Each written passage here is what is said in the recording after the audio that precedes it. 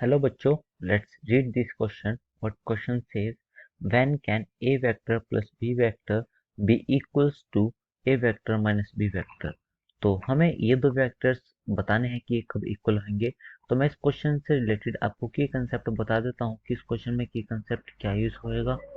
देखो, आपको a plus B vector equals करने हैं A vector minus B vector. तो इसको करने के लिए मैं क्या करता हूँ कि दोनों तरफ स्क्वायर ही कर देता हूँ।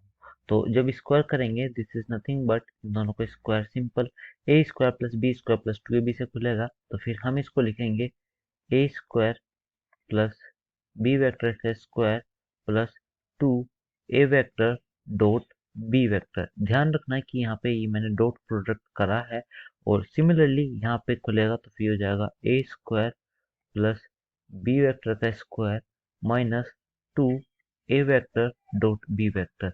और आप देखोगे कि ये टर्म्स तो खैर कैंसिल ही होने वाली है, और आप इधर अगर इसको भी इधर ले जाओगे तो फिर ये हो जाएगा 4 times A dot B vector equals to 0। और यहाँ से आपके पास ये तो स्केलर क्वांटिटी है, तो फिर सिंपल आ जाएगा A dot B vector is equal to 0।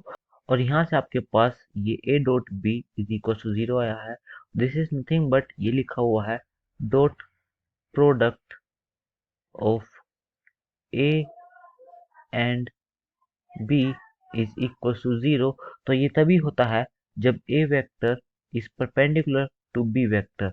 तो यहाँ पे हमारा यही केस आया है कि ये वेक्टर के इक्वल तब होंगे जब A vector is perpendicular to B vector. तो यही हमारे पास फाइनल आंसर आया है। I hope you guys understood this. Thank you so much. Take care.